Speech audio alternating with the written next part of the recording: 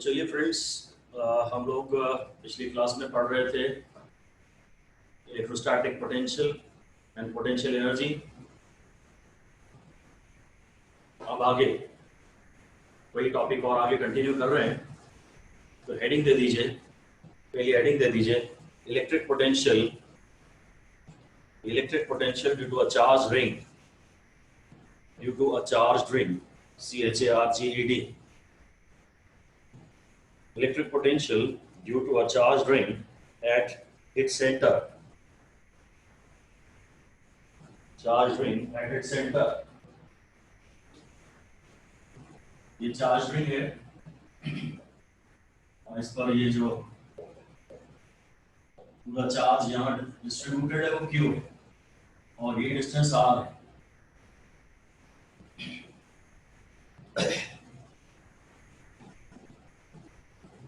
अभी जो charge ring है ये एक्चुअली पॉइंट चार्ज नहीं है, और हम लोग सिर्फ पॉइंट चार्ज के डिस्कशंस कर सकते हैं। कूलम्स लॉ के आधार पर डिराइव्ड रिजल्ट्स ही हम यूज करते हैं मोस्टली, और कूलम्स लॉ पॉइंट चार्जेस के लिए वैलिड था।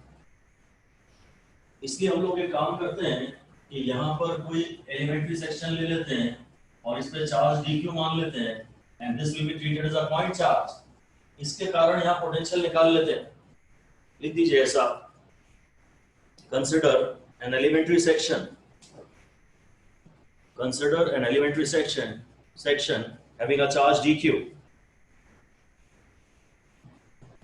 having a charge dq, full stop.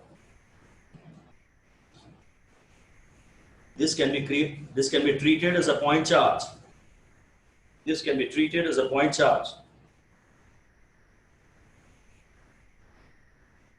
Full stop. It creates a potential dV at the center.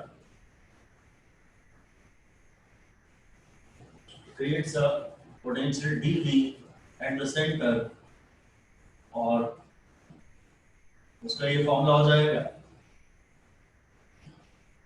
Charge Q से डिस्टेंस R पे पोटेंशियल KQ/R है। तो इस एलिमेंट्री सेक्शन में जिसे कि पॉइंट चार्ज ट्रीट किया जा सकता है, उसके कारण पोटेंशियल ये। अब अगर मैं इंटेंसिटी निकाल रहा होता तो मैं ऐसा ही एक और सिमेट्रिकल सेक्शन देखता और देखता कि इनके कौन से कंपोनेंट्स ऐड हो रहे हैं, कौन से कंपोनेंट्स कैंसिल हो रहे हैं। पोटेंशियल में ये कोई प्रॉब्लम नहीं। आप कहीं भी एक और ऐसा एक एलिमेंट्री सेक्शन ले लीजिए और ऐसे सारे एलिमेंट्री सेक्शंस के dV को ऐड कर दीजिए। लिख दीजिए potential is a scalar quantity.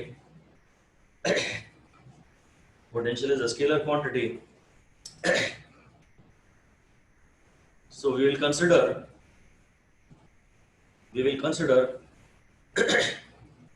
various such elementary sections.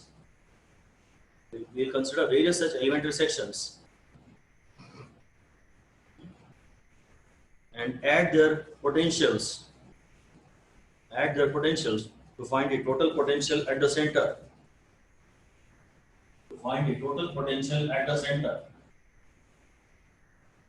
बस इसलिए जो सेंटर C है, यहाँ अगर आपको टोटल पोटेंशियल चाहिए तो आप इसका इंटीग्रेशन कर दीजिए और कुछ कांस्टेंट है तो बाहर ले आइए। ये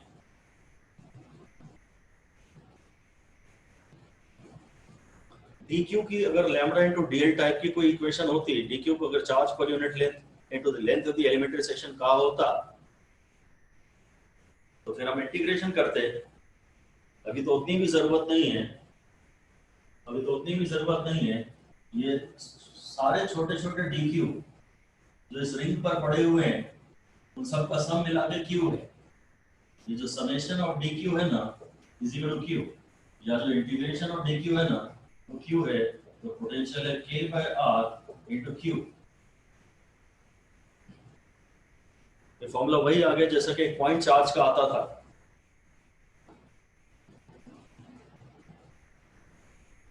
हम तो ये मान सकते हैं कि सेंटर से R की दूरी पे एक पॉइंट चार्ज क्यों रखा है, due to spherical symmetry.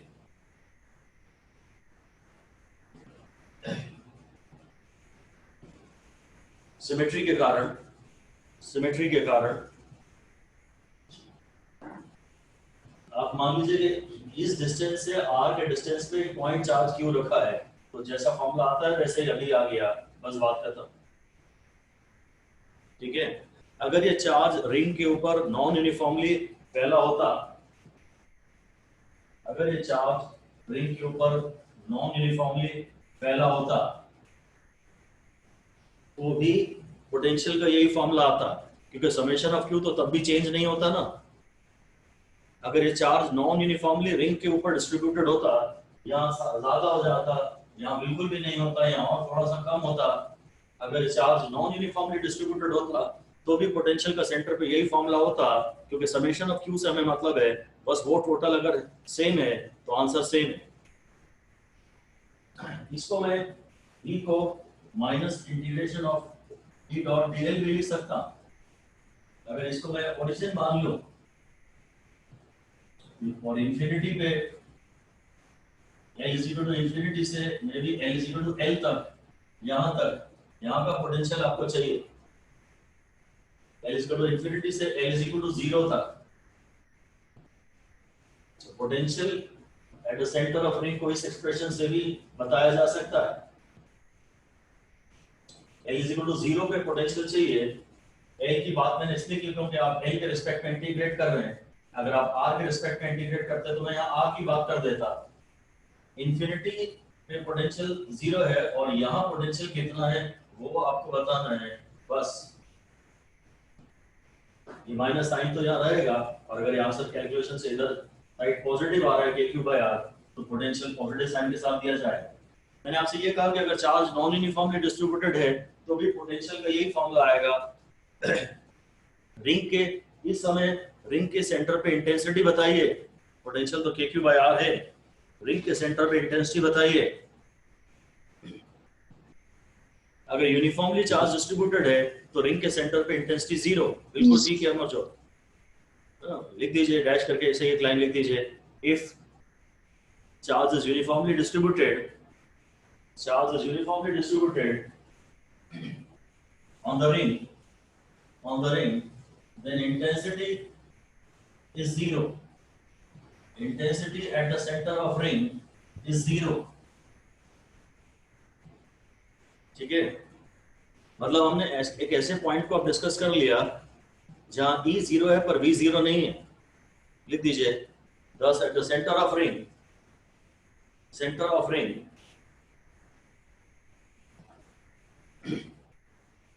having uniform distribution of charge, center of ring having uniform distribution of charge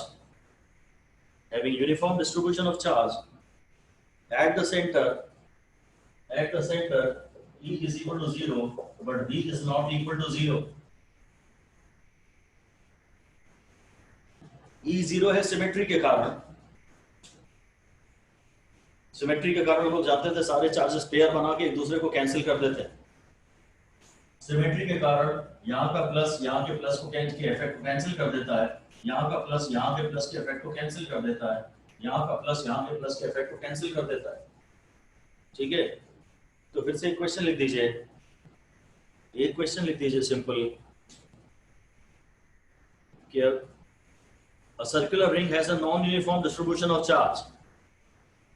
A circular ring has a non-uniform distribution of charge.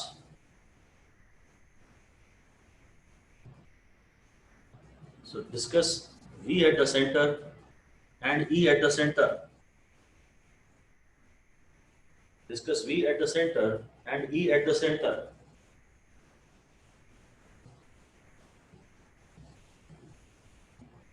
V तो अभी भी KQ/R रहेगा पर इंटेंसिटी अब 0 नहीं होगी। V तो अभी भी KQ/R रहेगा पर इंटेंसिटी 0 नहीं होगी, क्योंकि सिमेट्री नहीं है ना। इंटेंसिटी के 0 होने के लिए पूरी सिमेट्री चाहिए, वेक्टर क्वांटिटी है, पेयर में कैंसिल होनी चाहिए। इंटेंसिटी के 0 होने के लिए पूरी सिमेट्री चाहिए बस। अगर न्यूमेरिकल में ये ना बताया गया हो कि यूनिफॉर्म डिस्ट्रीब्यूशन चार्ज का नॉन यूनिफॉर्म है तो क्या मानोगे? जो नॉर्मली होता है यूनिफॉर्म। लिख दीजिए, शाबाश, बिल्कुल ठीक है, लिख दीजिए where nothing mentioned always assume, when nothing mentioned, always assume uniform distribution of charge.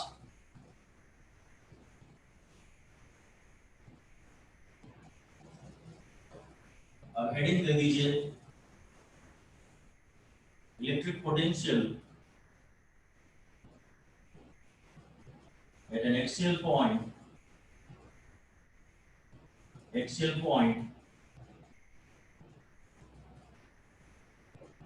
of a charged circular ring. Electric potential at an axial point of a charged circular ring. ये ring है, इसका radius r है, may be centre c है, x के distance पे ये axial point p है। Ring ऐसी बोर्ड के प्लेन के परपेंडिकुलर रखी है, तभी इसे ऐसे ओवल शेप, इलेक्ट्रिकल शेप की दिखाई गई है।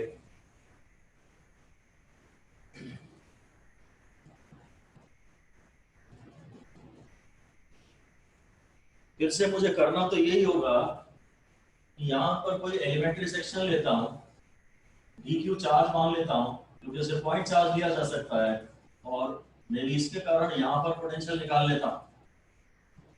करना तो हमें यही होगा, यहाँ पे ही मान लेते हैं, कहीं भी मान सकते हैं वैसे, तो यहाँ थोड़ी विजुअलाइजेशन में शायद आसानी हो जाएगी। इस डिस्टेंस को d कह लीजिए, ये सरकमफरेंस का पॉइंट है, यहाँ पोटेंशियल चाहिए, ये सरकमफरेंस का पॉइंट है, यहाँ पोटेंशियल चाहिए, ये रिंग है, ये एक्सिस है, यहाँ से ये इस चार्ज का यहाँ असर देखना है d के डिस्टेंस पे। डायग्राम में dq और d दिखा दीजिए, ये dq है और लिख दीजिए consider a small element of charge dq, small element having a charge dq, which can be treated as a point charge,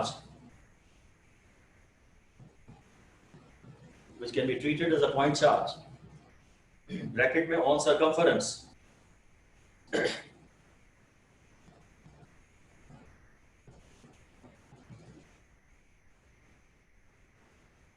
its distance from point P is d. Its distance from point P is d. और बस फिर मैं dv को लिख लूंगा कि dq by d, जहां मैं समझता हूं कि जो dq है वो √r² + x² है, और जो d है वो फिक्स्ड है, ये जो डिस्टेंस है वो फिक्स्ड है। कहां से? ये जो वेरियस सेक्शंस हैं जिनका कंट्रीब्यूशन मुझे ऐड करना है, ये जो वेरियस सेक्शंस हैं जिनका कंट्रीब्यूशन मुझे ऐड करना है, इन सारे सेक्शन से d फिक्स्ड है। वेरिएबल होता तो कहीं इंटीग्रेशन वाले टर्म के अंदर ही रह जाता, ये तो आप बाहर ले जा सकते हो। लिख दीजिए this d is fixed for all other such elementary sections.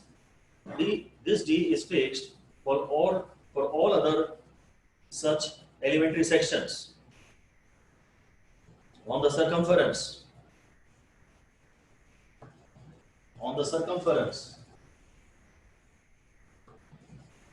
So due to symmetry, d is equal to integration of dv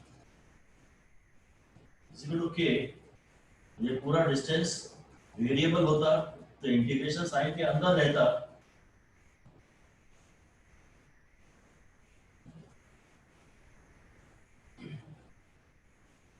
इसमें से कुछ भी वेरिएबल नहीं है, नहीं तो इंटीग्रेशन साइन के अंदर रहता। अभी इंटीग्रेशन ऑफ dq यानी ऐसे सारे छोटे dq का सम, इंटीग्रेशन ऑफ dq यानी ऐसे सारे छोटे छोटे dq का सम, वो तो q है, टोटल चार्ज हमने इस पे q दिया हुआ है, तो जाएगा k q upon √r² + x²। Axial point पे पोटेंशियल का ये फॉर्मूला हो जाएगा, ये इंपॉर्टेंट है, एक स्टार इस फॉर्मूले पे दे दीजिए। और खास याद करने की तो ऐसी कोई जरूरत ही नहीं है, यहाँ से डिस्टेंस लेना है क्योंकि इस चार्ज का यहाँ असर देखना है, ये डिस्टेंस लेना है बस, और फिर चार्ज ये पूरा लेना है। पहले इतना सा चार्ज लिया, इसका यहाँ असर देखा, जब पूरा चार्ज ले लिया, सारे चार्जों का यहाँ असर देख लिया, यहाँ ये जो सॉलिड एंगल बन रहा है, चार्ज यहाँ बैठा है और असर यहाँ चाहिए, ये वाला डिस्टेंस लेंगे, बात खत्म। पोटेंशियल तो स्केलर क्वांटिटी है, इसके डेरिवेशंस बड़े आसान है, इसका डेरिवेशन आपको ये वाला दोबारा देखने की जरूरत भी नहीं है, रिजल्ट को दिमाग में बैठा ले बस। इस चार्ज से आपको इस पॉइंट का डिस्टेंस चाहिए, बात खत्म। अगर इस सवाल में इन लोगों ने लैम्बडा के टर्म्स में बात की होती ना, तो फिर जरूर मैं ऐसा फॉर्मूला ले लेता, Q into lambda dA, Q into lambda upon under root R square plus X square, फिर ये इंटीग्रेशन ऑफ dl हो जाता, और इंटीग्रेशन ऑफ dl को मैं 2 पाई r ले लेता। dq को कभी कभी हमें लैम्बडा dl लेना पड़ेगा अगर जानकारियां चार्ज डेंसिटी के टर्म्स में दी गई है, लीनियर चार्ज डेंसिटी के टर्म्स में। सवाल में दो ही तरीके बनते हैं, या तो टोटल चार्ज दे देते हैं या लैम्बडा दे देते हैं। अगर लैम्बडा दे देते तो dq को मैं लैम्बडा इनटू dl ले लेता, बस, बाकी तो फिर वही रहता, v का फॉर्मूला आ जाता k, वहां से upon under root r square plus x square, और अब टोटल चार्ज के नाम पे लैम्बडा यहाँ आ ही रहा है, इंटीग्रेशन ऑफ dl हो जाता है, इसका पूरा इंटीग्रेशन 2 पाई r। जिस लेंथ पर चार्ज डिस्ट्रीब्यूटेड है, मैं उसको इंटीग्रेशन ऑफ dl लेता, ये आंसर आ जाता, ये total charge on the ring ही तो है, ये सेंटर पे पोटेंशियल का फॉर्मूला हो जाता। तो देख लेना, सवाल में यही चाहिए, पोटेंशियल तो आसान है, आपको सवाल में बस यही देख लेना चाहिए कि वो बातें लैम्बडा के टर्म्स में स्टार्ट हुई हैं कि बातें क्यू के टर्म्स में स्टार्ट दी है। और फिर से इसमें भी लिख दीजिए कि result will remain same even if the ring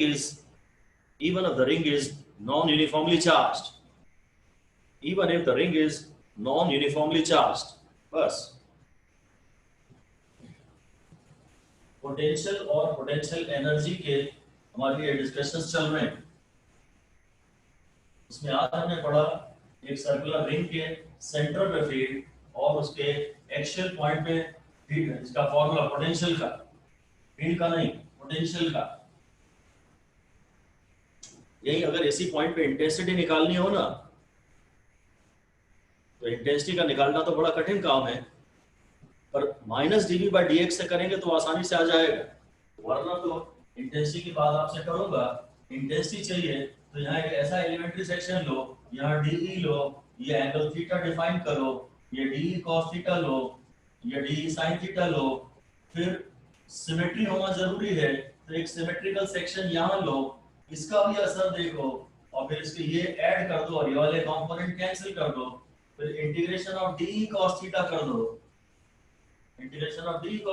दो, तो वो मेथड फिलहाल हम नहीं करने वाले हैं, इस डिस्कशन को तो हम पूरा बात नहीं करेंगे नेक्स्ट क्लास में, परंतु करना भी पड़ेगा तो मैं इसको अवॉइड करूंगा, मैं E को माइनस dV बाई dx ले लूंगा। E का फॉर्मूला तो मेरे पास आ ही चुका है, माइनस dV बाई dx ले लूंगा, ठीक है। इस डेरिवेशन को चलिए कर ही लेते हैं। हेडिंग दे दीजिए आप, हेडिंग दे दीजिए intensity at an axial point,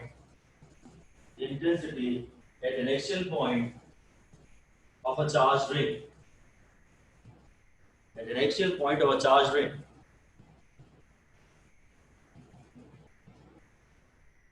तो लिख दीजिए method one, resolution method.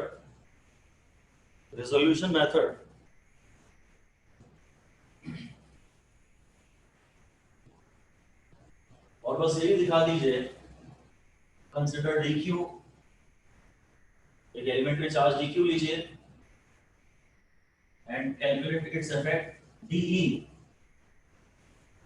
Consider an elementary charge dq and calculate its effect dE, उस पॉइंट पे जहां आपको फील्ड चाहिए, then resolve dE, into perpendicular components. Resolve DE into perpendicular components. Theta पड़ा है, ध्यान से डायग्राम में मार्क कर दीजिए। फिर अगली लाइन में लिखिए take another symmetrical section. Take another symmetrical section of charge dq. Take another symmetrical section of charge dq. Calculate its dV as well. इसकी भी d निकालिए and mark it in the diagram. इसकी भी d निकालिए और diagram में mark करिए and resolve it.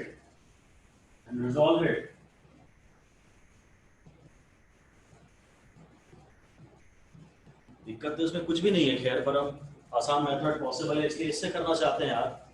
ये इसके इंटीग्रेशन से तो हम एक दो सवाल पहले कर ही चुके हैं। अब रिजॉल्व करने पर लिख दीजिए all D cos theta will add d cos theta of due to all the elementary sections will be added up. d cos theta due to all the elementary sections will be added up.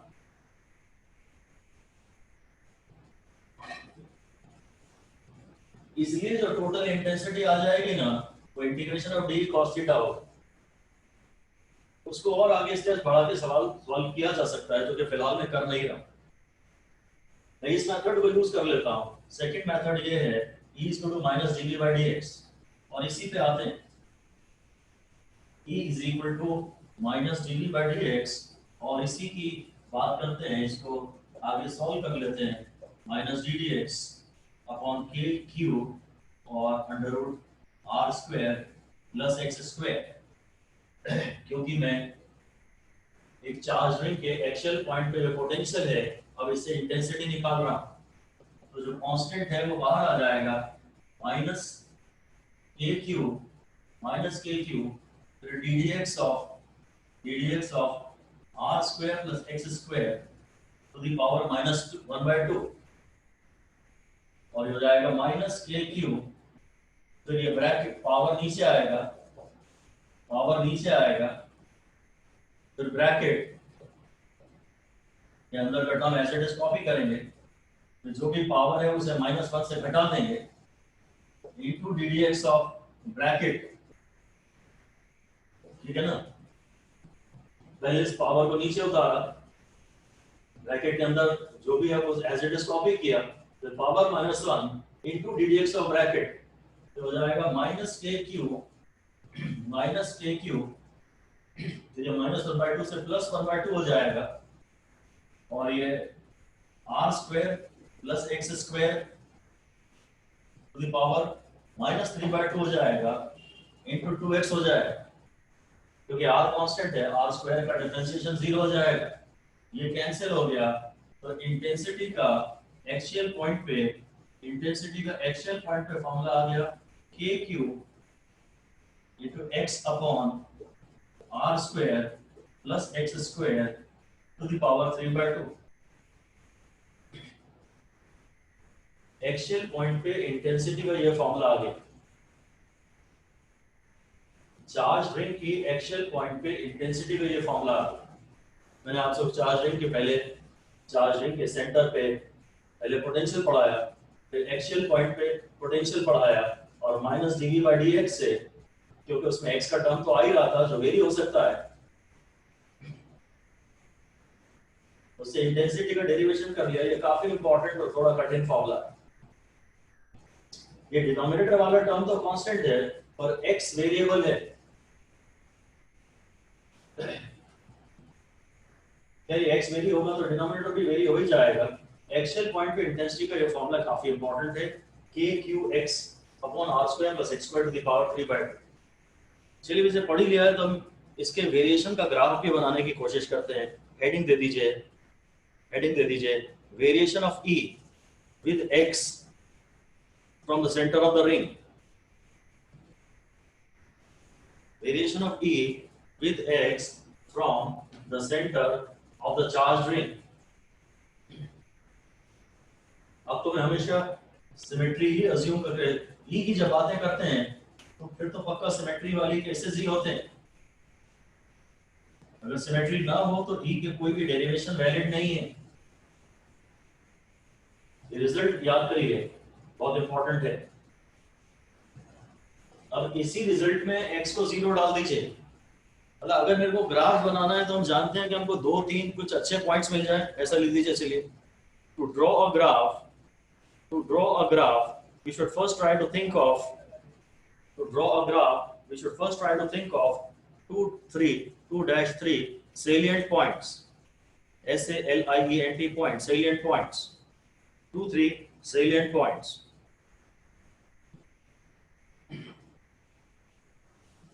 तो इस फॉर्मूले में number 1 डाल के लिख दीजिए at x is equal to 0।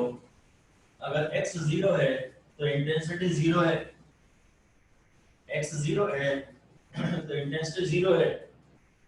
अगर ये x 0 है तो इंटेंसिटी 0 है, लिख दीजिए। So the graph will start from origin, ऐसे कैप्स पे लिख दीजिए। The graph will start from the origin, graph origin से स्टार्ट होगा। और फिर अगर x इंफिनिटी हो जाएगा तो ये वाले टर्म, x वाला टर्म ज्यादा पावरफुल है।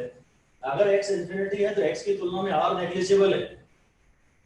अगर x बहुत बड़ा है तो x की इसकी तुलना में ये नेग्लिजिबल है। फिर हम ये निकाल सकते हैं कि फॉर्मूला क्या हो जाएगा। अगर बहुत लार्ज डिस्टेंसेस की आप बात कर रहे हैं, अगर आप बहुत लार्ज डिस्टेंसेस की बात कर रहे हो तो 0 हो गया, ये x क्यूब हो गया, और intensity k by x square आ गया। अगर आप बहुत लार्ज डिस्टेंस की बात कर रहे हैं तो शायद r नेग्लिजिबल है, इंटेंसिटी का formula k by x square आएगा। कुछ समझ में आया? अगर लार्ज डिस्टेंस पे आप बात कर रहे हैं तो for that large distance this ring can be treated as a point charge. तभी तो फॉर्मूला वो आ गया जो पॉइंट चार्ज का आता है। ऐसा आगे लिख दीजिए, for large distances the ring can be treated as a point charge. Large distances के लिए the ring can be treated as a point charge. ये बातें भी दोबारा खास पढ़ने लायक नहीं है। खैर, इससे आइडिया लग गया कि हाँ, फिर तो x is equal to infinity पे भी इंटेंसिटी 0 होगी। दूसरा पॉइंट हमें मिल गया, एक तो x इज इक्वल टू 0 पे भी इंटेंसिटी 0 है और एक x is equal to infinity पे भी इंटेंसिटी 0 है। तो कहीं बीच में बढ़ेगी। इसका मतलब मोटे तौर पे इंटेंसिटी शायद कुछ ऐसी होने की संभावना है। ये E है, ये वर्सेस R है, x है। E का x के साथ ग्राफ 0 पे x इज इक्वल टू 0 पे इंटेंसिटी 0 और x is equal to infinity पे भी intensity 0। Graph is likely to be somewhat like this. ये तो पक्का है कि जब यहाँ भी 0 और यहाँ भी 0 है और बीच में हम लोग इंटेंसिटी चार्ज लेके फील तो करते ही है, तो बीच में बढ़ी होगी फिर वापस घट गई होगी। अगर यहाँ भी 0 और यहाँ भी 0 है तो बीच में बढ़ी होगी फिर वापस घट गई होगी। ठीक है, ऐसे ही ग्राफ इसका बनता है। पर अब इंटेंसिटी इसकी पूरी स्पेस में सभी तरफ डायरेक्टेड है। अगर मान लीजिए इस पे पॉजिटिव चार्ज है। हाँ अमरजोत, पूछिए, क्या पूछना है आपको? सर, इंफिनिटी पे x को 1/0 डाल के आई E इज इक्वल्स टू 0। हाँ,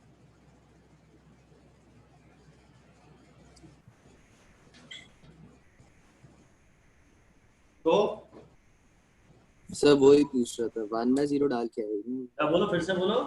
सर, इंटेंसिटी इंफिनिटी पे 1/0 डाल के आई ना?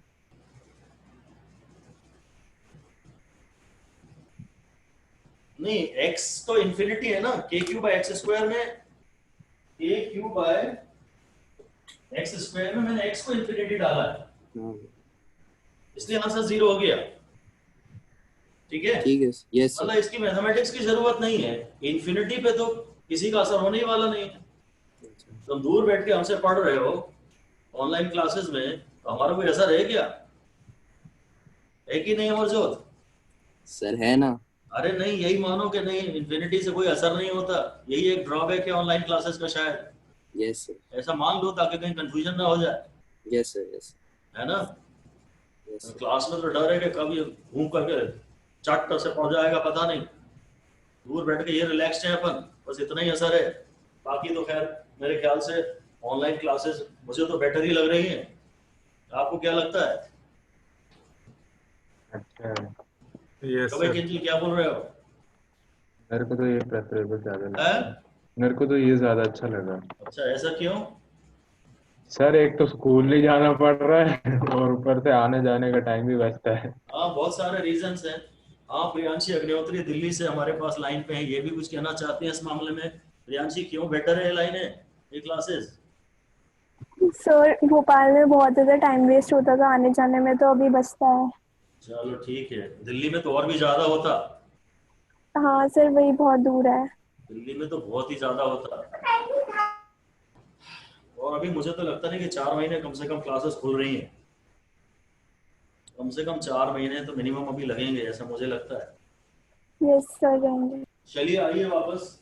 तो अगर यहाँ भी जीरो है और यहाँ भी जीरो है, तो फिर बीच में तो कहीं बड़ी होगी। तो ग्राफ ऐसा है। तो ग्राफ हमेशा, अगर ऑप्शंस में दूसरी साइड भी हो, मतलब ऐसा एक ऑप्शन आपको मिल गया और इसके बाद आप आगे बढ़ जाए, वो ठीक नहीं है। बाकी ऑप्शंस को देखिए, ये तो एक ही क्वाड्रेंट या 2 क्वाड्रेंट में इंटेंसिटी के बारे में जानकारी दे रहा है ना। अगला कोई ऑप्शन हो सकता है जो इस तरफ भी इंटेंसिटी की बात करता हो, तो उसको भी आपको चेक करना पड़ेगा कि वो सही है या गलत है। तो मैं दोबारा एक ग्राफ बनाऊंगा। मान लेते हैं कि पॉजिटिवली चार्ज रिंग है। सपोज ये पॉजिटिवली चार्ज रिंग है और पॉजिटिव चार्ज के कारण तो फीड आउटवर्ड्स होती है, तो इधर भी फीड आउटवर्ड्स है और इधर भी फीड आउटवर्ड्स है। और प्लस एक्स डायरेक्शन में आप इंटेंसिटी को पॉजिटिव कहते हैं, माइनस एक्स डायरेक्शन में इंटेंसिटी को नेगेटिव कहते हैं। ग्राफ दोबारा बनाते हैं। क्वेश्चन के रूप में लिख दीजिए, क्वेश्चन के रूप में लिख दीजिए कि ring is positively charged, ring is positively charged and kept in yz plane, yz plane. Draw the variation of intensity,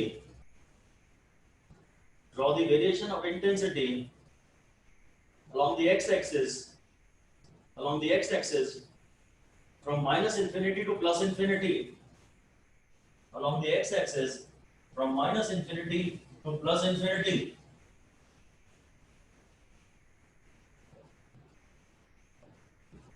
minus infinity two plus infinity. ये मे बी वाई-जेड प्लेन है, इधर ये वाई एक्सिस है, इधर ये Z axis है। तो intensity तो सेंटर से गुजरती है और प्लेन के परपेंडिकुलर होती है। इंटेंसिटी एक्स एक्सिस के अराउंड होगी। यहाँ इंटेंसिटी की ये डायरेक्शन होगी और यहाँ इंटेंसिटी की ये डायरेक्शन होगी। इस डायरेक्शन में इंटेंसिटी को हम लोग पॉजिटिव कहेंगे और इस डायरेक्शन में इंटेंसिटी को हम लोग नेगेटिव कहेंगे। ऐसा ही मार्क कर दीजिए। ये जितने भी वेक्टर्स हैं पॉजिटिव एक्स एक्सिस में, जितने भी वेक्टर्स हैं, they will be treated as positive. लिख दीजिए all the vectors in positive x direction will be treated as positive. All the vectors in positive x direction will be treated as positive, and in negative x direction will be treated as negative. तो इधर x positive है और intensity positive है, x positive है और intensity positive है, तो intensity का वेरिएशन ये आएगा। और इधर x नेगेटिव है और इंटेंसिटी भी इस डायरेक्शन में है, क्योंकि पॉजिटिव चार्ज की फील्ड आउटवर्ड्स होती है। तो ये ग्राफ शायद ऐसा आएगा। इंटेंसिटी का जो वेरिएशन है, वेक्टर E का जो वेरिएशन है x के साथ, वो इधर है, ये इधर माइनस इंफिनिटी हो गई, ये प्लस इंफिनिटी हो गई। पॉइंट चार्ज के लिए भी हम ऐसे कुछ ग्राफ बनाते ही थे। प्लस इंफिनिटी पे इंटेंसिटी 0 है पर पॉजिटिव डायरेक्शन में है, माइनस इंफिनिटी में इंटेंसिटी 0 है पर नेगेटिव डायरेक्शन से आई है। फिर यहाँ डायरेक्टेड है, ये सब पॉजिटिव है, यहाँ डायरेक्टेड है, ये सब नेगेटिव है। ठीक है। अब जब यहाँ भी 0 है और यहाँ भी 0 है, तो हमारा ध्यान यहाँ जाता ही है। जरा इस पॉइंट को भी निकाल ही लें कि इंटेंसिटी मैक्सिमा कहाँ है। मैक्सिमम इंटेंसिटी का पॉइंट निकाल लेते हैं। तो ये हेडिंग दे दीजिए, point of maximum intensity, point of maximum intensity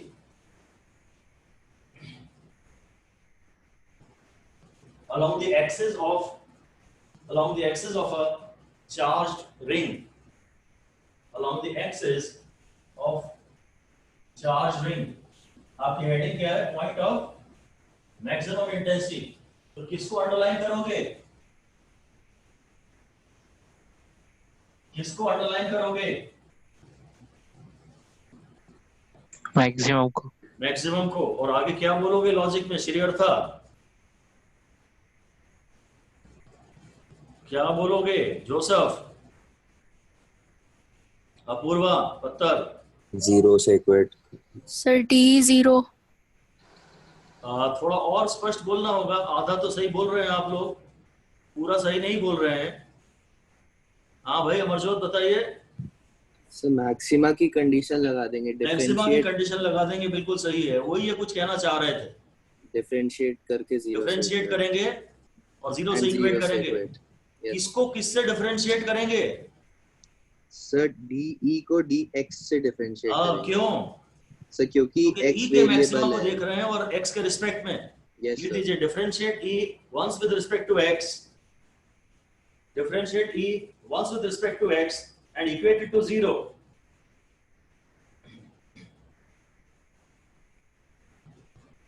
We are determining the maxima of E.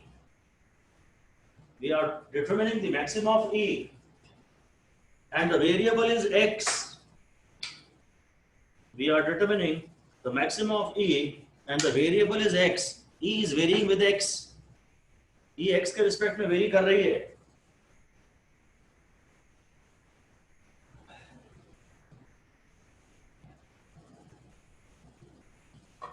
E X के रिस्पेक्ट में वेरी कर रही है.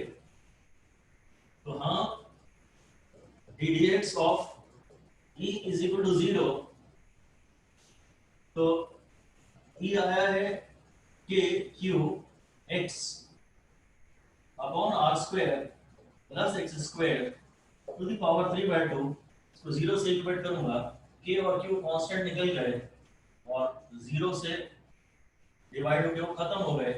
तो ddx ऑफ फिर x और फिर r square plus x square to the power -3/2 is equal to 0. Quotient formula भी लगा सकता हूं. चलो मैं प्रोडक्ट फार्मूला लगा लेता हूं. कोशेंट फार्मूला भी लगाया जा सकता है.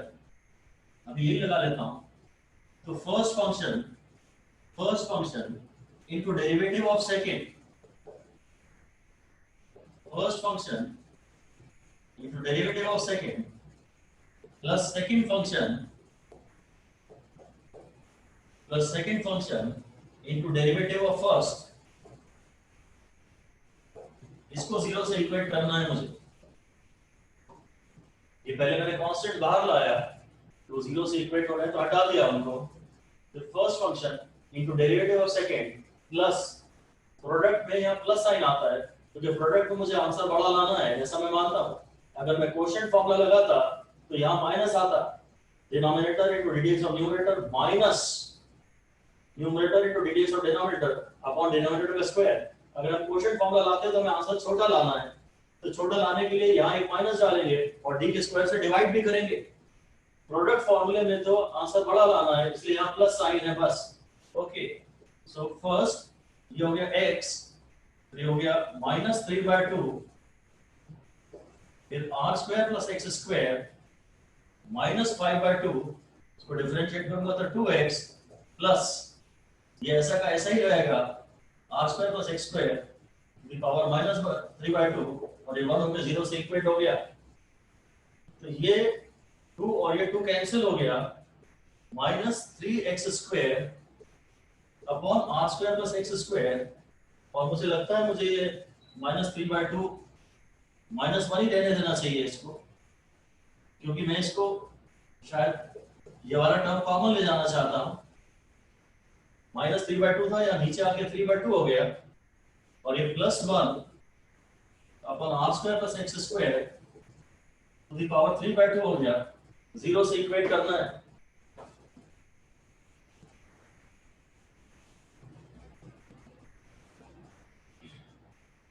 अब यहां से ये r square plus x square to the power 3/2 मैं कॉमन ले लेता हूं.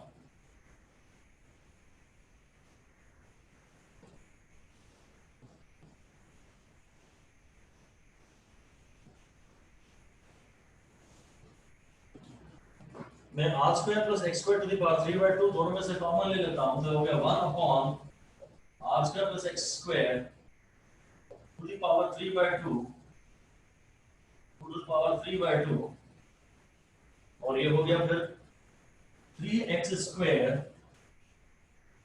Upon R square plus X square plus 1 is equal to 0।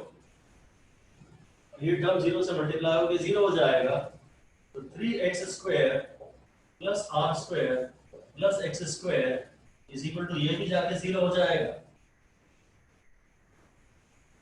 तो 4x square is equal to minus X square. x की वैल्यू हमें निकालनी थी, नहीं वो ddx ऑफ, दोबारा करते हैं इसको, पूरा ही डेरिवेशन को, कहीं कुछ गलती रह गई सर नीचे -3x² है है? सर, -3x² आएगा लास्ट टर्म में जो है एकदम लास्ट में सर, ये जो सबसे नीचे किया है आपने -3x² होगा वो क्या? सर, -3x² होगा जब पावर आगे लाएंगे तो। सर वो जो नीचे है ना सर जो सबसे नीचे लिखा है उसमें जो 3x² है वो -3x² है। ये वाला वो आ रहा था क्या? चलिए यस सर। ओके, मान लेते हैं फिर इसको, ठीक है। तो इधर ये हो गया आर स्क्वायर, उधर माइनस, उधर आ गया 2x स्क्वायर, तो x square is equal to R square by 2, तो x is equal to plus minus r by root 2। यहाँ एक माइनस कहीं मिस हो गया होगा, तो आप ध्यान से और चेक कर लें उसको, ये फाइनल आंसर है। तो plus minus r by root 2 पे फील्ड मैक्सिमम होगी, मैक्सिमम की कंडीशन आ गई। ये तो हमें समझ में आ रहा था कि सेंटर पे भी फील्ड 0 है, सेंटर पे भी फील्ड 0 है, और इंफिनिटी पे भी फील्ड 0 है, तो कहीं इंटेंसिटी बीच में मैक्सिमम आएगी। तो यहाँ तक फील्ड बढ़ती है, इसके बाद घटना शुरू हो जाती है, यहाँ तक फील्ड बढ़ती है और फिर फील्ड घटना शुरू हो जाती है। तो डायग्राम में ये पॉइंट्स मार्क करते हैं, इसके लिए हम लोग दोबारा बना लेते हैं, उसे ग्राफ को दोबारा बना लेते हैं, बोल देते हैं a charge, a ring has uniform distribution of negative charge on it. A ring has uniform distribution of negative charge on it and is kept in YZ plane.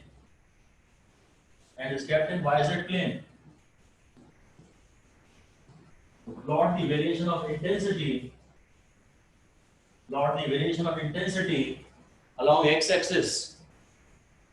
Plot the variation of intensity along x-axis. Negative charge है, तो definite solution में एक बात पहले लिख लो, अलग से highlight नहीं कि हमने पढ़ा तो है, और लिख लो, स्टार लगा के लिख लो कि E for a ring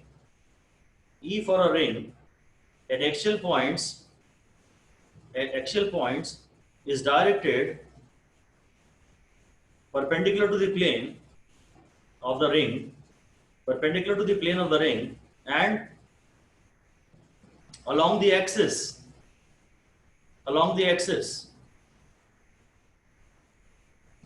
बस वही इंटेंसिटी की डायरेक्शन तो यही है, पर यहीं पर वो इस लाइन के अलोंग ही यहाँ इंटेंसिटी 0 है, फिर यहाँ बढ़ रही है, फिर यहाँ मैक्सिमम होगी, इसके बाद कम होना शुरू हो जाए। वही हमें बनाना है। बाकी आप अपनी स्क्रीन पे आप कॉपी रख दीजिए, जिसको भी अपना आंसर दिखाना है वहीं स्क्रीन पे ऐसे कैसे सारे एक साथ कॉपी रख सकते हैं, बिल्कुल कैमरे के सामने सारे के सारे एक साथ अपनी कॉपी स्क्रीन पर रख दीजिए। सर वो स्टेटमेंट रिपीट कर देंगे एक बार जो अभी बोला था? स्टेटमेंट मैंने ये बोला है कि for a charge ring at axial point E is directed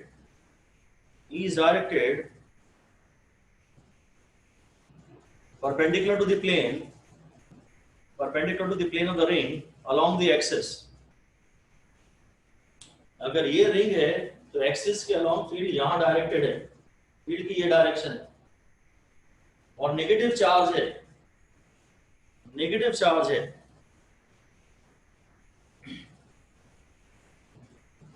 सारे आंसर मैं एक साथ इसमें दिख सकता हूँ, जितने मेरे स्क्रीन पे इस समय कैमरा ओपन है।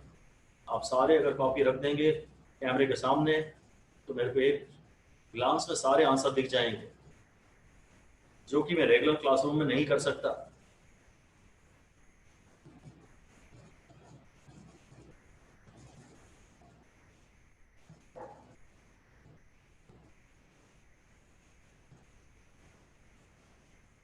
काफी टाइम ले रहे हैं आप, तो मैं नहीं रोक पाऊंगा। यहाँ पर फील्ड ऐसे डायरेक्टेड होगी और यहाँ फील्ड ऐसे डायरेक्टेड होगी। नेगेटिव है ना, नेगेटिव में फील्ड हमेशा होती है टुवर्ड्स, रेडियली इनवर्स टाइप की बात होती है। ये डायरेक्शन नेगेटिव है, ये डायरेक्शन नेगेटिव है और ये डायरेक्शन पॉजिटिव है। बस ऐसा आंसर आना था। इसको बना दीजिए और आगे चलते हैं। हमने चार्ज रिंग के सेंटर पे पोटेंशियल पढ़ा, सेंटर पे इंटेंसिटी पढ़ी, एक्सियल पॉइंट पे इंटेंसिटी पढ़ी और एक्सियल पॉइंट पे पोटेंशियल पढ़ा और इंटेंसिटी के वेरिएशन के ग्राफ भी बनाए। अब आगे चलते हैं। हेडिंग दीजिए free and induced potential. Free and induced potential.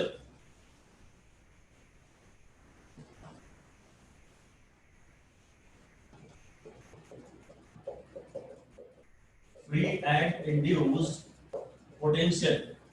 पहले फिर से हेडिंग दे दीजिए फ्री पोटेंशियल। ये कोई खास बहुत ज्यादा इंपॉर्टेंट बातें तो नहीं है, पर हाँ पता तो सारी होनी ही चाहिए। पहले पढ़ रहे हैं फ्री पोटेंशियल, तो लिख दीजिए potential of a body, potential of a body due to its own charge, potential of a body due to its own charge. और फिर लिख दीजिए इंड्यूस्ड पोटेंशियल, और उसमें लिख दीजिए potential of a body due to surrounding charges, potential of a body due to surrounding charges। बस शायद इंडक्शन से आया है ये, ड्यू टू इंडक्शन, इसलिए इसका नाम है इंड्यूस्ड पोटेंशियल। शायद इंड्यूस्ड चार्ज से इंड्यूस्ड पोटेंशियल पैदा होगा। खैर, अब एक क्वेश्चन लिखिए, एक क्वेश्चन लिखिए। Can the potential of a positively charge body, can the potential of a positively charged body be zero? Can the potential of a positively charged body be zero? बताइए।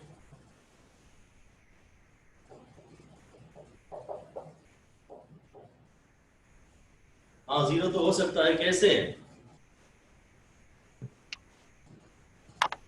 Infinity पे। अगर पड़ोस में इसके एक नेगेटिव चार्ज बैठा हो और वो यहाँ नेगेटिव पोटेंशियल पैदा करे, इस पे पॉजिटिव चार्ज हो और इस पे बहुत बड़ा नेगेटिव चार्ज हो। अब इसके खुद के कारण तो पॉजिटिव पोटेंशियल है, पर क्योंकि इसके पड़ोस में नेगेटिव चार्ज है, नेगेटिव चार्ज अपने आसपास हर जगह पे नेगेटिव पोटेंशियल पैदा करता है। इस पे खुद के कारण फ्री पोटेंशियल है और पड़ोसी का इंड्यूस्ड पोटेंशियल है। खुद का पॉजिटिव और पड़ोसी का नेगेटिव, हो सकता है मिलकर जीरो हो जाए।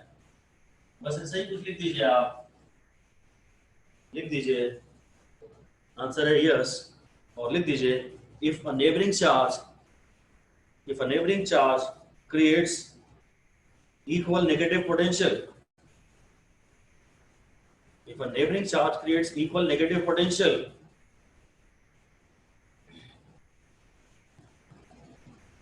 फिर अगला क्वेश्चन यही है कि can the potential of a negatively charge body, can the potential of a negatively charged body be positive? Can the potential of a negatively charged body be positive? क्या बोलते हो? आंसर है हाँ, यदि पड़ोस में एक ऐसी बॉडी बैठी हो जिसमें बहुत बड़ा पॉजिटिव चार्ज हो। लिख दीजिए yes, if neighboring charge creates greater potential, greater potential than the potential of the body itself, greater potential than the positive potential of the body itself. जो भी था उस पे नेगेटिव था पहले, सेल खुद के कारण नेगेटिव होगा और पड़ोसी के कारण ज्यादा बड़ा पॉजिटिव हो जाएगा, तो ओवरऑल ज्यादा पॉजिटिव आ जाए। मेन बात ये है, खैर पहले तो ये कंक्लूजन लिख दीजिए। Conclusion, potential of a positively or a negatively charged body, potential of a positively or a negatively charged body can be positive or zero, can be positive comma 0 comma negative, can be positive comma 0 comma negative, depending upon surrounding charges, depending upon surrounding charges.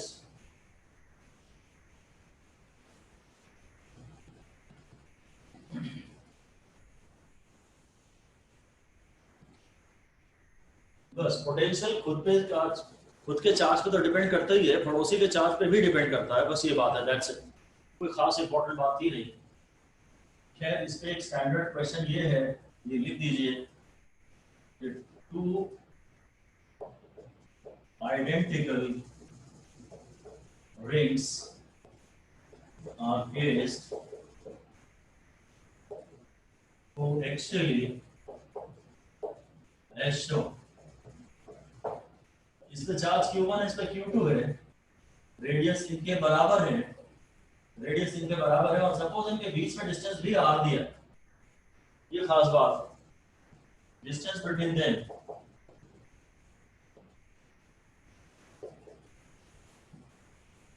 is also R, उसके radius भी R है, इनके बीच में distance भी R है। मान लीजिए point A है और ये पॉइंट B है, ये पहली रिंग का सेंटर है, ये दूसरी रिंग का सेंटर है। Calculate work done in carrying a charge Q from D to A और माइनस क्यू कर देते हैं। Calculate the work done in carrying a charge minus Q from B to A.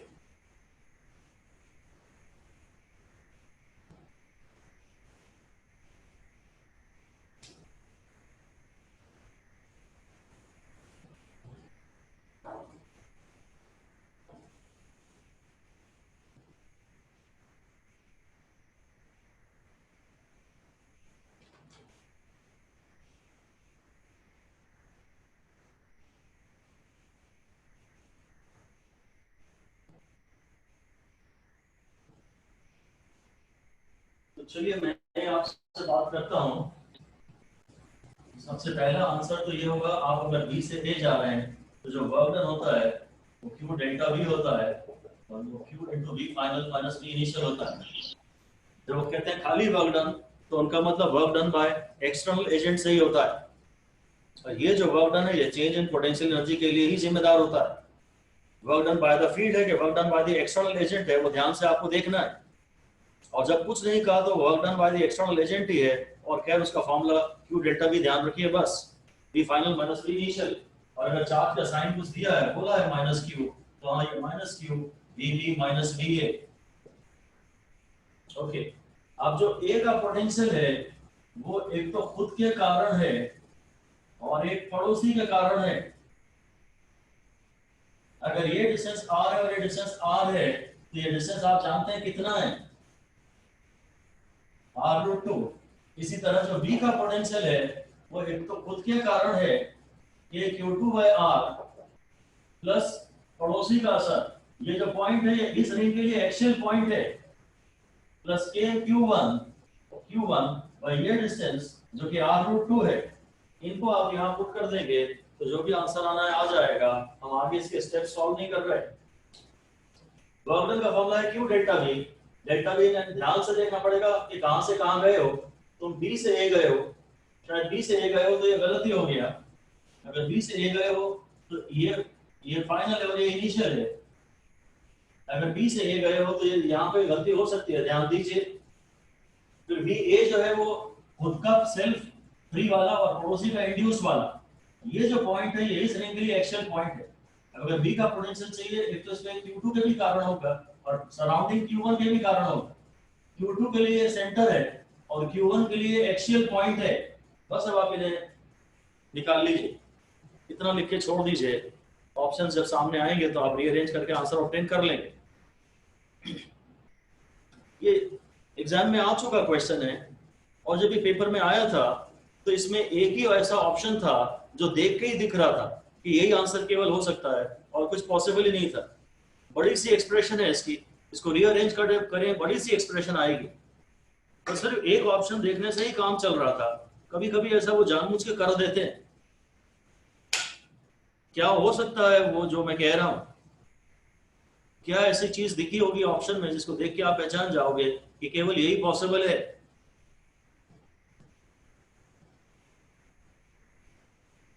Dimensions.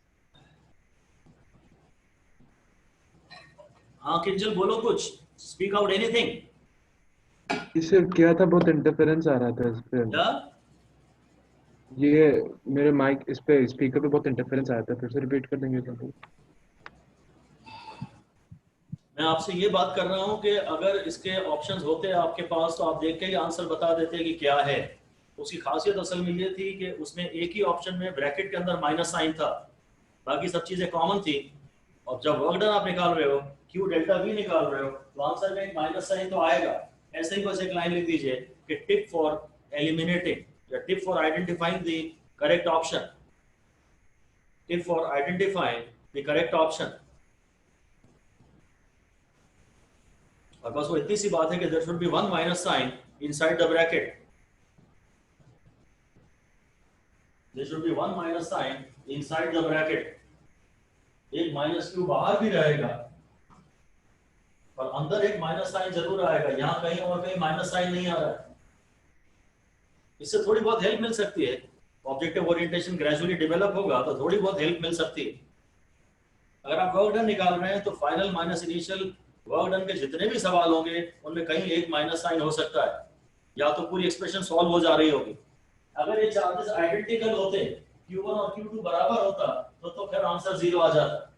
जैसे आप लिख दीजिए if Q1 is equal to Q2 then work done is equal to 0, तो फिर तो सभी कुछ आइडेंटिकल हो गया। फिर तो यहाँ का भी जो टोटल पोटेंशियल है और यहाँ का भी जो टोटल पोटेंशियल है वो सेम ही हो गए। ज्यादातर वर्क डन के आंसर 0 आते हैं, इसलिए इसमें रिस्क है। 0 भी आप नहीं लगा सकते क्योंकि पूरी सिमेट्री नहीं है। Q1 और Q2 सेम तो नहीं है ना, आर वार तो दोनों सब सेम है, पर Q1 और Q2 सेम नहीं है। सिमेट्री Q में भी होनी चाहिए और सिमेट्री R में भी होनी चाहिए। चलिए अब आगे बढ़ते हैं। हेडिंग दे दीजिए electron volt. Electron volt it is a unit of energy. ये एनर्जी की यूनिट है, यानी जूल, अर्ग इनकी कैटेगरी में आ गया। जूल, अर्ग, इलेक्ट्रॉन वोल्ट, ई छोटा लिखते हैं, डी बड़ा लिखते हैं, इनकी कैटेगरी में आ गया है ना। kWh किलोवाट आवर, ये सब वेरियस यूनिट्स ऑफ एनर्जी। तो इलेक्ट्रॉन वोल्ट क्या होता है उसकी डेफिनेशन लिख दीजिए। When an electron is accelerated, when an electron is accelerated through a potential difference, when an electron is accelerated to a potential difference of 1 volt,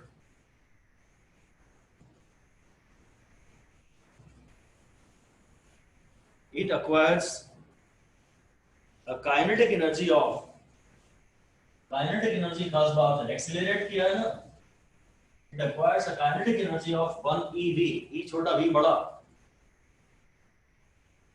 आप एक particle को फील्ड में छोड़ दोगे, एक इलेक्ट्रॉन को छोड़ दोगे तो वो इधर भागेगा। यहाँ उसका u 0 है, यहाँ उसमें कुछ v होगा, और अगर ये v यानी वेलोसिटी वाला अगर ये जिन दो पॉइंट्स के बीच में चला है उन पॉइंट्स के बीच में पोटेंशियल डिफरेंस 1 वोल्ट है, तो यहां तक आते आते इसमें काइनेटिक एनर्जी ये इसमें एक्सेलरेशन की डायरेक्शन इलेक्ट्रॉन है, तो क्योंकि एनीवे हम तो बस यही कह रहे हैं कि जो एनर्जी है उसका फॉर्मूला 2 डेल्टा V होता है, चार्ज है 1e, और मैं क्योंकि अगर काइनेटिक एनर्जी की बात कर रहा हूं तो नेगेटिव साइन के साथ आंसर नहीं दूंगा। अभी मैं फील्ड के वर्क की बात कर रहा हूं, फील्ड का फोर्स भी यही है और डिस्प्लेसमेंट भी यही है, तो work done by the field is positive, field का फोर्स भी यही है और डिस्प्लेसमेंट भी यही है, और बस ये आंसर है 1eV। एक इलेक्ट्रॉन को अगर एक वोल्ट से एक्सीलरेट करेंगे तो काइनेटिक एनर्जी का साइन तो खैर हम कभी नेगेटिव देते नहीं है, ये 1 इलेक्ट्रॉन वोल्ट है। 1 इलेक्ट्रॉन को मैं कूलम्स में इतना लिख सकता हूं और इनटू 1 वोल्ट, और जो कूलम इनटू वोल्ट होता है यही जूल होता है। पोटेंशियल का फॉर्मूला था W/Q, तो W/QV कूलम इनटू वोल्ट, इसी को जूल कहते हैं। मतलब जो 1 इलेक्ट्रॉन वोल्ट है वो 1.6 into 10⁻19 जूल है, 1.6 into 10⁻19 जूल है। जो 1 इलेक्ट्रॉन वोल्ट है वो 1.6 into 10⁻19 जूल है। इस पे 3 स्टार लगा दीजिए। ये एनर्जी का एक और यूनिट है,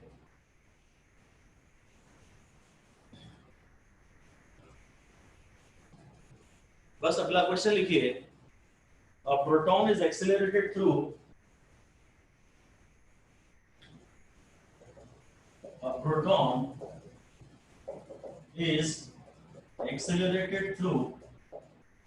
accelerated मतलब बस स्पीड में छोड़ दिया, अपने आप एक्सेलरेट हो जाएगा। PD potential difference of 100 volts, calculate its kinetic energy, calculate its kinetic energy। जो काइनेटिक एनर्जी है QV, you have 1e, तो ये प्रोटॉन पे भी चार्ज 1 है, +1 है कि -1 है हम बॉदर नहीं कर रहे, क्योंकि काइनेटिक एनर्जी का आंसर तो पॉजिटिव ही देंगे हम। अब हम चार्ज का साइन नहीं दिख रहे, इनटू 100 वोल्ट, तो ये आंसर आ गया 100 eV। हम लोग इसको अब eV में ही रखते हैं, जूल में ज्यादातर ले नहीं जाते, खैर वो ऑप्शंस पे डिपेंड करता है। एक प्रोटॉन को अगर 100 वोल्ट से एक्सेलरेट किया तो उसकी एनर्जी 100 eV होगी।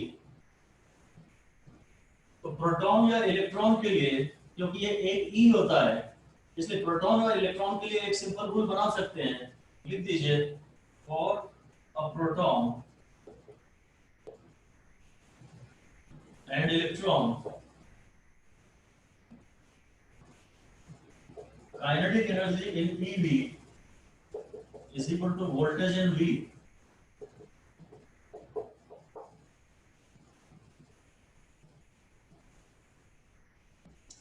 जितना वोल्ट्स में वोल्टेज है उतनी ईवी में काइनेटिक एनर्जी है, मैग्नीट्यूड सेम है। अगर 100 वोल्ट से खींचेंगे तो काइनेटिक एनर्जी 100 ही होगी ईवी में। अगर वोल्ट 100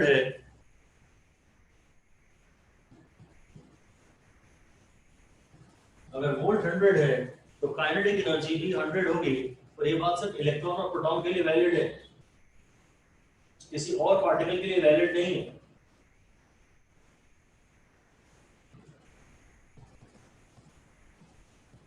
और ये एनर्जी मास पर डिपेंड नहीं करती। अगर मैं ऐसा बोलता कि क्वेश्चन लिख दीजिए a particle has a charge equal to 10 electron, a particle has a charge equal to 10 electron and a mass equal to 100 proton,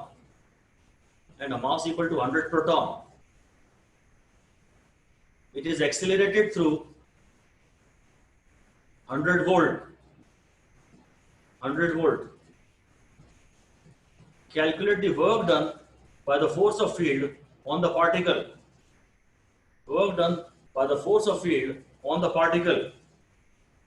छोड़ दिया बस हमने इसको, जैसे ग्रेविटी में किसी को छोड़ देते हैं। तो सॉल्यूशन में सबसे पहले तो आप यही बोल दीजिए कि if V has been mentioned, अगर वोल्टेज मेंशन किया गया है, then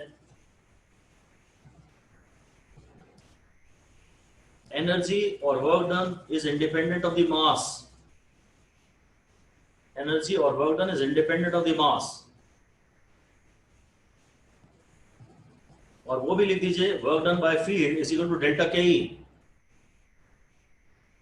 Work done by field is equal to delta KE. When a particle is released in a field, its kinetic energy will increase. When a particle is released in a field, charge particle को electrical field में release करेंगे, उसकी kinetic energy increase होगी. तो बस kinetic energy को आप QV से कर दीजिए. जो वर्क डन बाय फील्ड है, जो वर्क डन बाय फील्ड है is equal to delta KE is equal to Q delta V. और कुछ भी नेगेटिव नहीं आने देंगे. अगर Q नेगेटिव है तो उसे भी इग्नोर कर देंगे, और डेल्टा भी नेगेटिव है तो उसे भी इग्नोर कर देंगे, क्योंकि मेरे को अपना आंसर पॉजिटिव में देना है. चार्ज शायद 10E के बराबर है और वोल्टेज 100 वोल्ट है, तो आंसर 1000 EV है. ये अगर फील्ड का वर्क निकालना है तो डेल्टा KE निकालना है. अगर वो कहता है कैलकुलेट वर्क डन खाली या work done by external agent, तो डेल्टा P निकाल रहा है. उसमें हम बहुत ध्यान देते हैं. पूरा Q डेल्टा V, Q का भी साइन रखते हैं और V final minus V initial ध्यान से रखते हैं. पर अगर वर्क डन बाय फील्ड निकालना है तो वो तो अगर आप छोड़ दोगे फील्ड में, ग्रेविटी में छोड़ देते हो तो पार्टिकल की काइनेटिक एनर्जी बढ़ती है. वैसी ही बात है, पार्टिकल फील्ड के फोर्स की डायरेक्शन में चलता है और फील्ड से एनर्जी गेन करता है. सिस्टम P लूज करता है और पार्टिकल उतनी KE गेन करता है. जो P लॉस्ट है वो KE गेन के बराबर है. वो तो पॉजिटिव साइन के साथ आएगी और ये मास पे डिपेंड नहीं कर रही, बस ये दिखा दिया. अब हेडिंग दे दीजिए, आगे लिखिए velocity acquired by a charge particle. Velocity acquired by a charged particle when released from rest. When released from rest in electrical field. When released from rest in electrical field. यही सब बात है, पर अब मैं velocity की बात कर रहा हूँ. खाली velocity को हाईलाइट कर दीजिए. बात तो वही है कि जब आप पार्टिकल को फील्ड में छोड़ोगे तो फील्ड पार्टिकल पे वर्क करेगी, पोटेंशियल एनर्जी का लॉस होगा और KE का गेन होगा. हम वेलोसिटी पे जाना चाहते हैं. नंबर 1 लिख दीजिए. इसके 2-3 केसेस लिखते हैं. इन टर्म्स ऑफ T, अगर टाइम की बातें कर दी हैं उसने कि टाइम T के बाद पार्टिकल की वेलोसिटी क्या होगी, तो आप जानते हैं V is equal to U plus AT, V is equal to AT, V is equal to F by M into T. तो V is equal to QE by M into T. ये अगर time T की बात करता है तो ये हम जानते हैं. दूसरा लिख दीजिए. दूसरा लिख देते हैं in terms of distance travelled. अब डिस्टेंस का टर्म लाना है. In terms of distance travelled शायद V is equal to AT तो काम नहीं चलेगा. मेरे ख्याल से V square is equal to 0 square plus 2AS ले लेता हूँ. तो V is equal to under root 2AS और A को लिख दूंगा QE by M और S को अगर S बोला है तो S, ठीक है जो बोला है. ये तो कांस्टेंट एक्सीलरेशन के केसेस हैं सारे के सारे. 1D वाले कॉन्सेप्ट लगाने. ध्यान से ये देखना है कि D के टर्म्स में आंसर चाहिए कि D के टर्म्स में आंसर चाहिए. और अब असली बात थर्ड है इसमें. After moving through 2 points, after moving between 2 points having a potential difference of capital V. After moving between 2 points, having a potential difference of capital V, यही पढ़ना था actually. Having a potential difference of capital V. जो delta V है उसी को मैं V कह रहा हूँ. जो potential difference है वो V है. तो पार्टिकल ने फील्ड से जो एनर्जी गेन की है वो है QV. लिख दीजिए. Kinetic energy gained by the particle from the field is QV. Kinetic energy gained by the particle from the field is QV.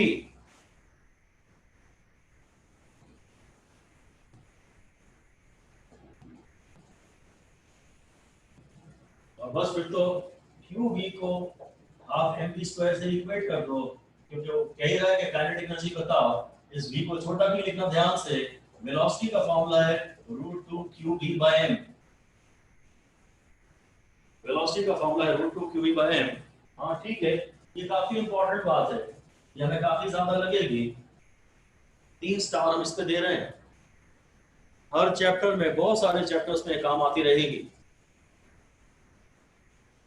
Field से एनर्जी इतनी मिली है, और अगर आप काइनेटिक एनर्जी चाहते हैं तो चाहते हैं इसको ऐसे इक्वेट कर दीजिए बस। ओके, ऑलराइट, फिर हेडिंग दे दीजिए velocity acquired bye electron, velocity acquired by an electron when released in E। Electrical field में रिलीज कर रहे हैं, इलेक्ट्रिकल फील्ड में रिलीज कर रहे हैं, तो इलेक्ट्रॉन में एनर्जी कितनी आएगी, इलेक्ट्रॉन में एनर्जी कितनी आएगी।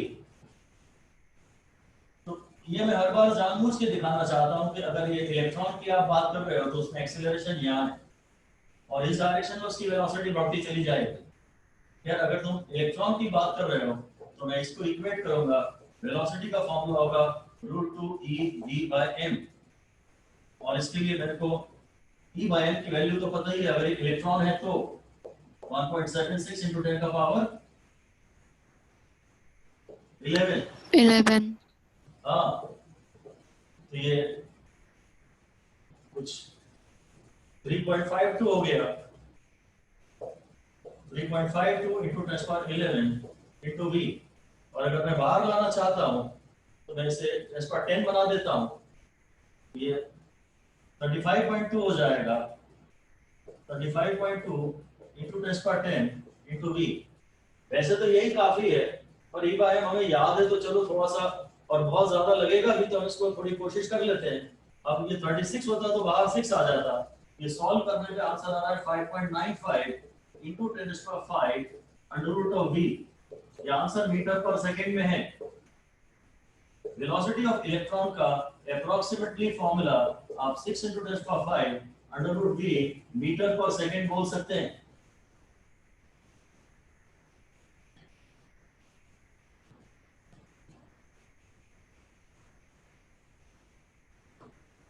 ये बिल्कुल, मैं तो कहता हूं इस पे 5 स्टार 6 स्टार दे दीजिए।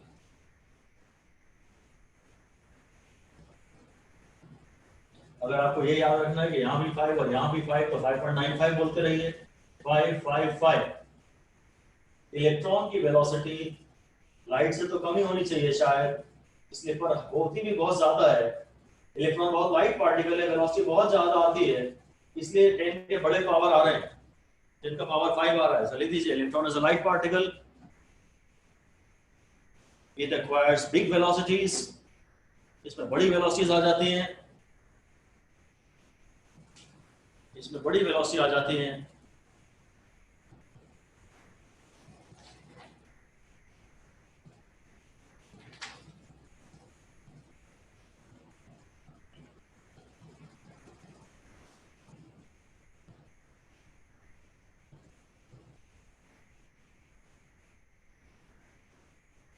So velocity of an electron is of the order of 10 to the power 6। ये 6 जो है करीब, इसको 10 मान लो तो ये पावर 6 हो जाएगा। इलेक्ट्रॉन की velocity is of the order of 10 to the power 6 metres per second, 10 to the power 6 metres per second. तुम्हारा 6 × 10⁵ पे तो ध्यान है, वो रूट के अंदर रूट भी अभी लिखा बाकी है वहां, वो मत मिस कर देना। एक क्वेश्चन लिखिए, an electron is accelerated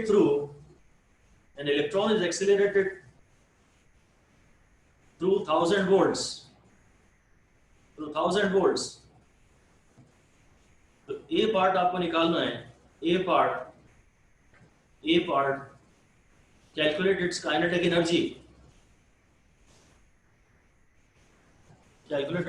energy,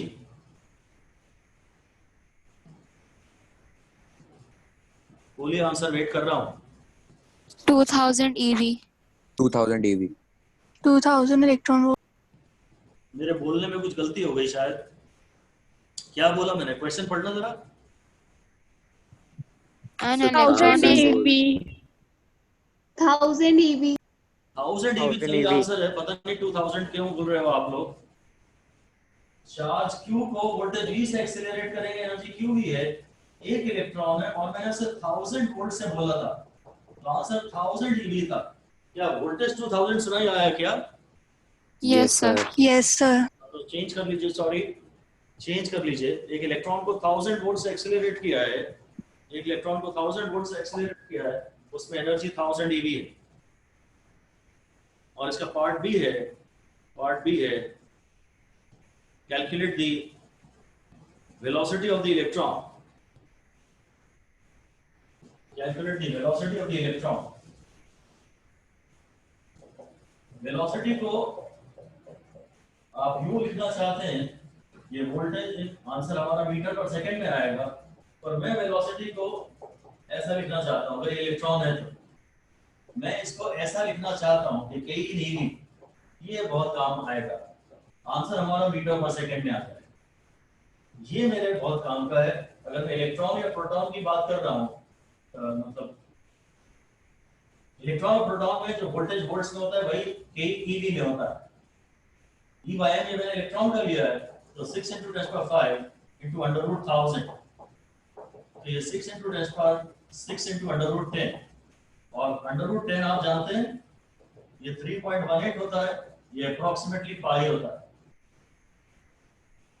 √10 और पाई बराबर होते हैं, इसको न्यूमेरिकल्स में आप यूज कर सकते हैं।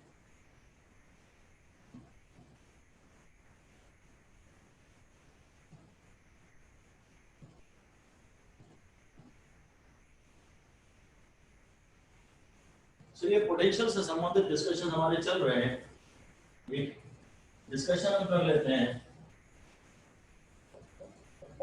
Locating points of zero potential.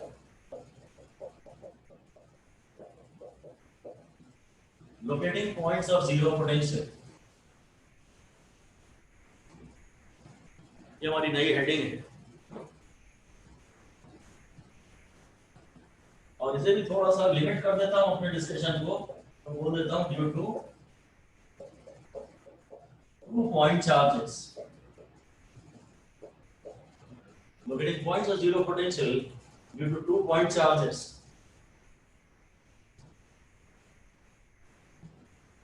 सिर्फ 2 ही चार्ज हैं जीरो पोटेंशियल के लिए, तो ठीक है, अगर 10 भी चार्ज हों और 6 पॉजिटिव पोटेंशियल पैदा करें एक पॉइंट पे और 4 नेगेटिव पोटेंशियल पैदा करें एक पॉइंट पे, तो टोटल पोटेंशियल 0 आ जाएगा। पोटेंशियल तो स्केलर क्वांटिटी है, इसलिए इसके न्यूमेरिकल हमेशा बहुत आसान होते हैं। पहली बात तो आप ये लिख दीजिए, पहली बात तो फिर ये लिख दीजिए ब्रैकेट में कि such a point is not called a neutral point. जहां पोटेंशियल 0 होता है, जहां V 0 होता है, उसे न्यूट्रल पॉइंट नहीं कहते हैं। Neutral point always means only E is equal to 0। जहां E 0 होगा उसे ही न्यूट्रल पॉइंट कहेंगे। अब अगर यहाँ पोटेंशियल 0 होना है, पॉजिटिव चार्ज अपने आसपास पॉजिटिव पोटेंशियल पैदा करता है और नेगेटिव चार्ज अपने आसपास नेगेटिव पोटेंशियल पैदा करता है। अगर 2 ही चार्जेस हैं और आप 0 पोटेंशियल चाहते हो, तो जरूर एक चार्ज पॉजिटिव होना चाहिए और एक चार्ज नेगेटिव होना चाहिए। लिख दीजिए, one of the charges should be positive, one charge should be positive and the other charge should be negative. For potential due to 2 charge system to be 0, for potential for 2 charge system to be 0, ठीक है, so that positive potential of one charge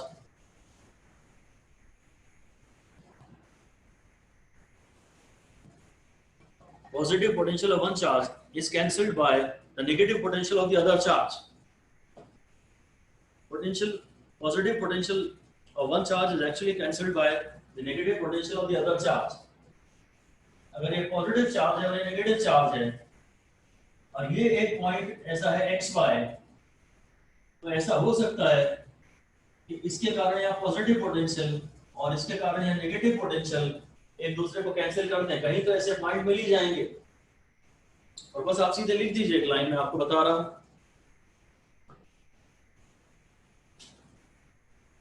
कि the locus of all such points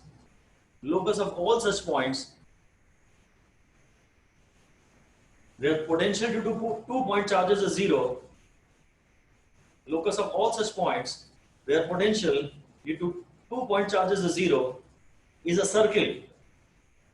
इसकी general equation में आपको next class में derive करा दूंगा। अभी वो हम उसमें ज्यादा इंटरेस्टेड है नहीं। इज अ सर्किल, इसका लोकस जो है वो एक सर्किल आता है, ठीक है। therefore there can be infinite such points, इतना ही बताना था। therefore there can be infinite such points where v is equal to 0, there can be infinite such points where potential is equal to 0। अगर यह circle आ रहा है, अगर circle आ रहा है तो सर्किल के ऊपर, मतलब यहाँ पे भी देख पॉइंट ऐसा हो सकता है चाहे इसका पॉजिटिव और इसका एक नेगेटिव कैंसिल कर दे। आपको आगे लिख दीजिए, we are interested only in two such points, only in two such points, we are interested only in two such points which lie along the line joining the two charges, which lie along the line joining the two charges, one inside and one outside, one inside and one outside। ऐसे infinite point होते हैं जो कि circle पे लाई करते हैं, उनकी general equation को डेराइव हम नेक्स्ट क्लास में करेंगे।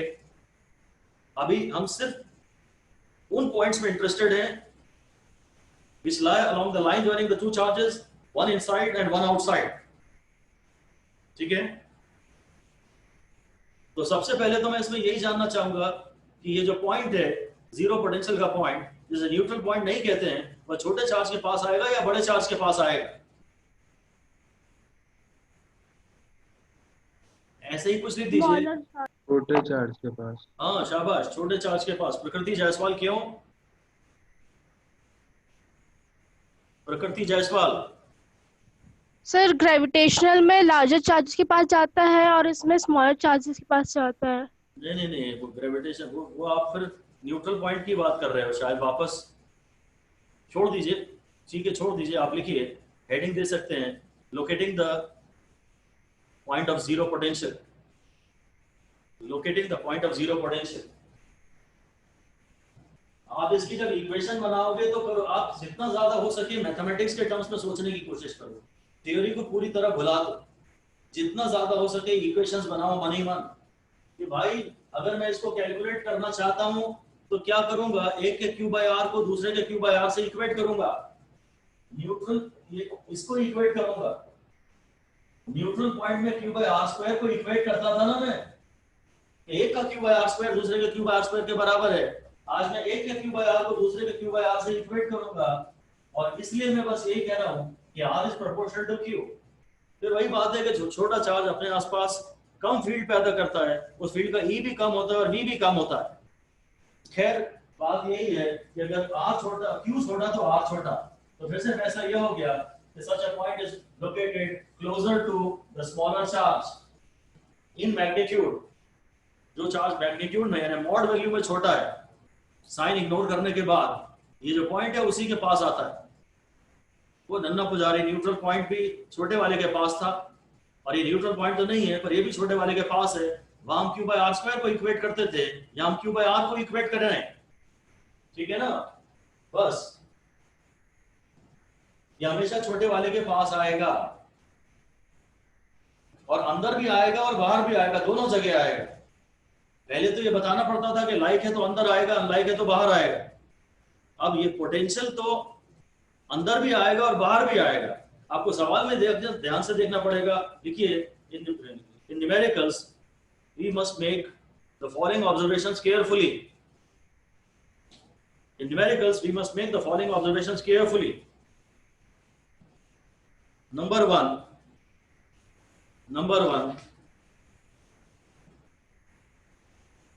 we have to calculate the internal point or the external point। ऐसे दो पॉइंट की फिलहाल हम बात कर रहे हैं, एक इंटरनल एक एक्सटर्नल। एक इंटरनल पॉइंट और एक एक्सटर्नल पॉइंट, तो ध्यान से देखना पड़ेगा मांगा क्या है। कई बार क्वेश्चन कुछ नहीं बोलता तो ऑप्शन वो चारों पॉसिबिलिटी बना के दे देता है। और दूसरा पॉइंट है, ध्यान से देखना है कि मांगा कहां से है। नंबर 2 लिख दीजिए, carefully identify the charge from which the distance of this point is to be calculated। The distance of this point is to be calculated। मान लीजिए ये A है और ये B है और ये -2 ESU है और ये +4 ESU है सपोज, सीजीएस में ले लेता हूं मैं, ये सेंटीमीटर है ए बी। अब वो पॉइंट जो जीरो पोटेंशियल के पॉइंट है वो कहाँ लाई करेंगे? एक ऐसा पॉइंट यहाँ आएगा x और एक ऐसा पॉइंट आएगा यहाँ y। वैसे तो ऐसे इनफाइनाइट पॉइंट आएंगे, पर मैं खाली उन्हीं पॉइंट्स पे इंटरेस्टेड हूँ जो इन दोनों चार्जेस को ज्वाइन करने वाली लाइन के अलोंग है, one internal and one external. ठीक है, ये मैं एक क्वेश्चन बना रहा हूँ। आपको ये तो पता है कि वो छोटे वाले के पास आएगा, इसलिए मैंने यहाँ दिखा दिया। अब मेरे को आप नंबर 1 ax कैलकुलेट करके बताओ।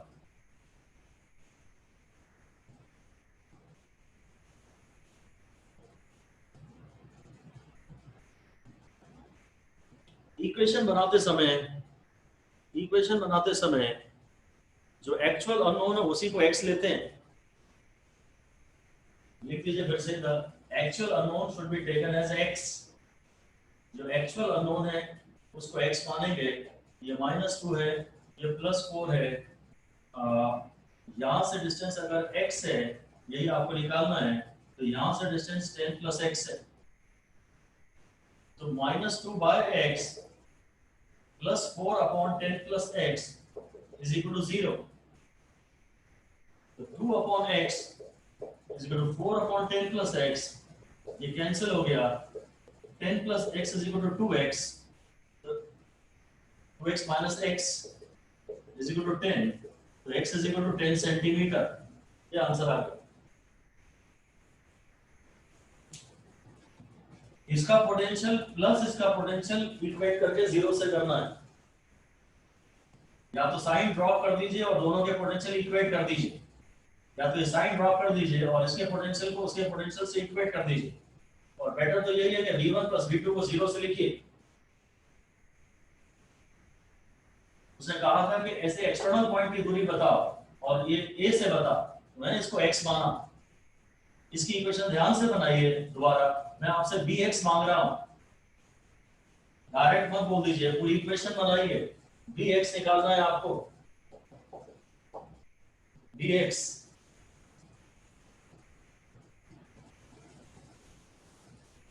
अब मैं इस बात पे जोर दे रहा हूं, यदि ये -2 है और ये +4 है, और मान लीजिए ये पॉइंट x है, ये पॉइंट x है, ये a है और ये b है, तो मैं ये चाहता हूं कि आप इसको x मानिए और इसको x - 10 मानिए। जो अननोन है डायरेक्टली उसको x मानने में बहुत फायदा होता है। जो अननोन है वो ये है, तो इसी को x कहिए। तो 4 upon x और -2 upon x - 10 is equal to 0 कहिए। तो 4/x is equal to 2 upon x - 10। तो 2/x is equal to 1 upon x - 10। तो 2x - 20 is equal to x। तो 2x - x is equal to 20। तो x is equal to 20। 20 तो आना ही चाहिए था, क्योंकि ये डिस्टेंस ऑलरेडी मुझे पता था, निकाल ही चुका था मैं कि यहाँ से 10 आया है, तो यहाँ से तो 20 आएगा ही आएगा। यहाँ से डिस्टेंस 10 आया था, तो यहाँ से तो ये 20 आएगा ही आएगा। मैं आपको ये बोल रहा हूँ कि जो अननोन हो उसको x माने और फिर इक्वेशन बनाए, v1 + v2 को 0 से इक्वेट करें। इसी में और कर लीजिए। ये by निकालिए। चलिए नेक्स्ट पार्ट है, by निकालिए।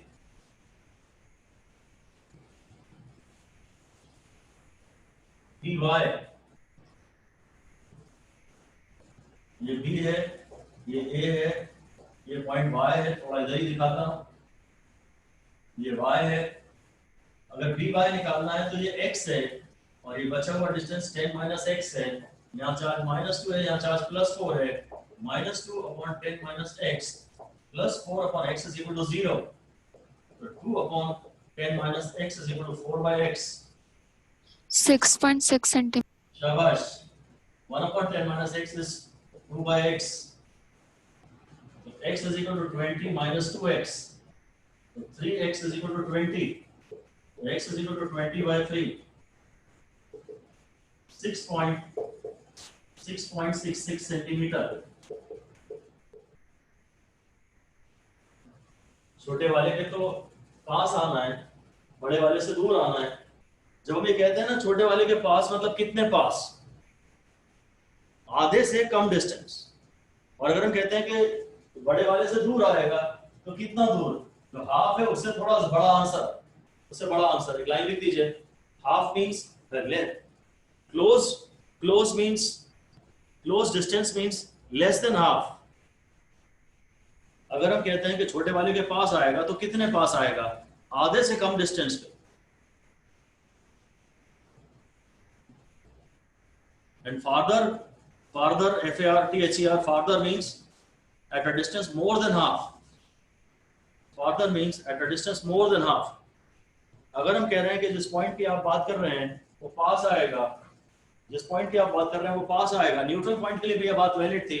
जब भी हम कह रहे हैं कि पॉइंट पास आएगा तो हमारा मतलब है आधे से भी कम दूरी पे।